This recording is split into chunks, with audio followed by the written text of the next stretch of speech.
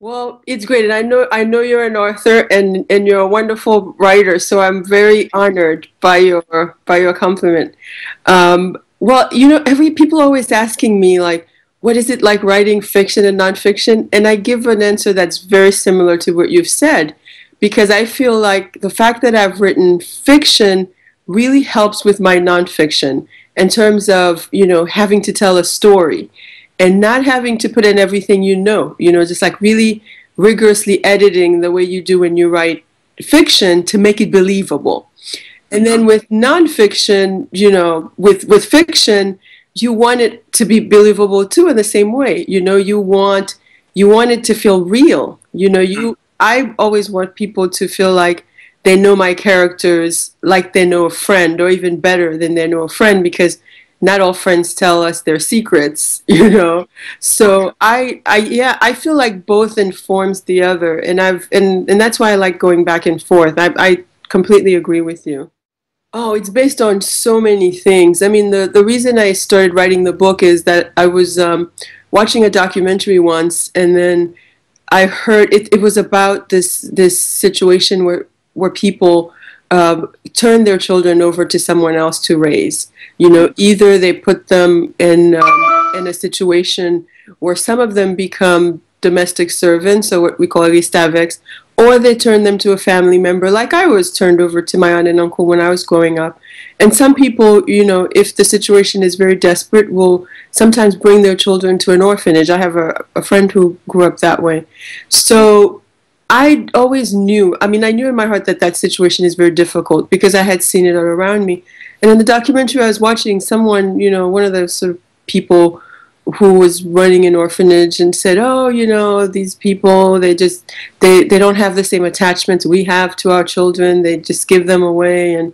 And so I started thinking about that, just like that perception, where people feel like, for example, after the earthquake, you can just basically take 30 children and run off with them, and like they don't mean anything to their parents. And I know the difficulty of that choice. So I wanted to write a story that was told from the three different perspectives of the people involved: the parent that's making the choice, the child, and then the person who might eventually take the child. And then this idea of this whole town emerges that's based on a part of a town where my mother grew up, and in the South. And I thought, oh, all these things, and then other concerns that you have when you've seen a small town over the years, the environmental concerns.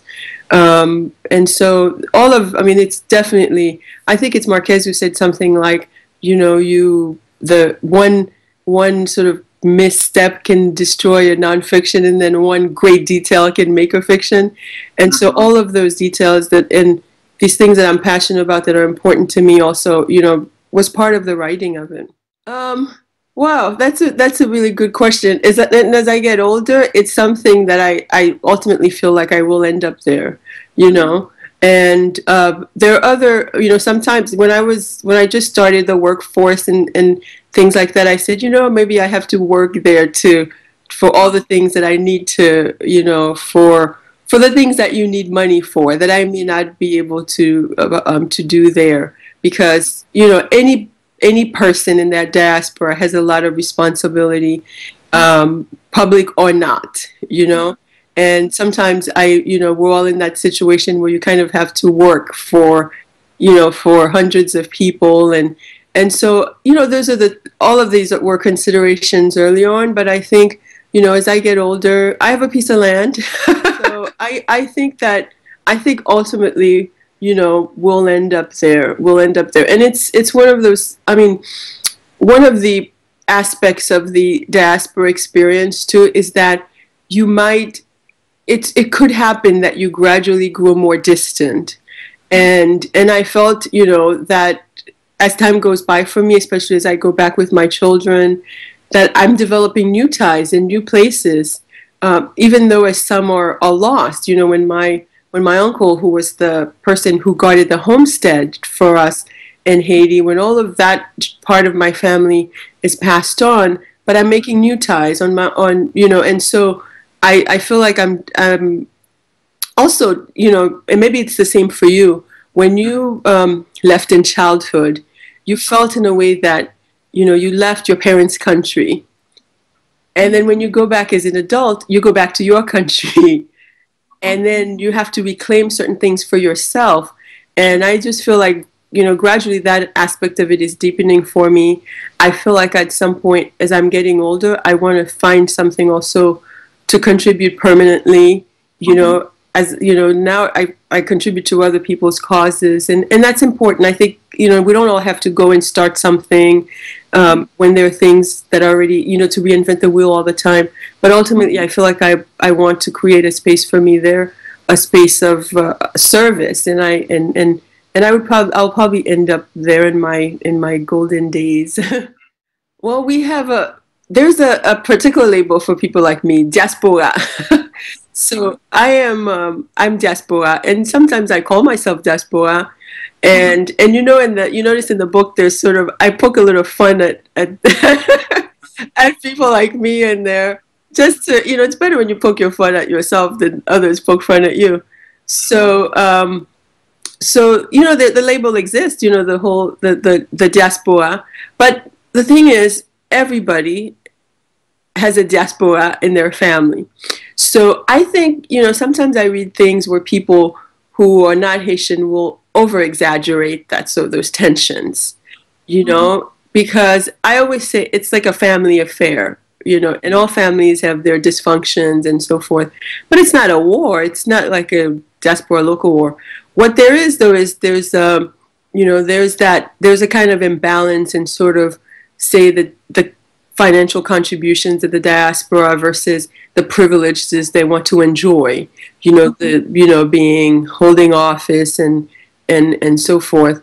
But I never feel like stigmatized that I'm a diaspora. And actually, it was this funny, this last time when we were in the countryside, I noticed there were some little kids they were calling diaspora who had never left Haiti. And then so I said, well, why is this his diaspora? He said, oh, his parents are over there and he's waiting to go. I adore him. It's funny, my girls, we don't see him too much. We're in touch quite a bit, but I don't see him too much. And my girls always, they call him Uncle Juno. They think he's one of my brothers. They think he's their uncle.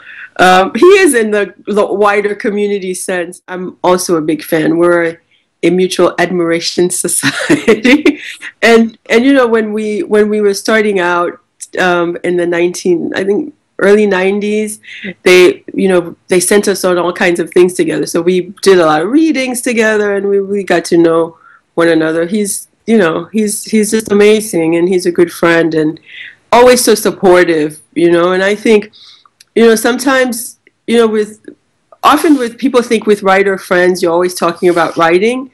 You spend a lot of time talking about mostly life things, and that's the same with him. You know, we talk about all kinds of life things, but he's someone that I love and admire very much.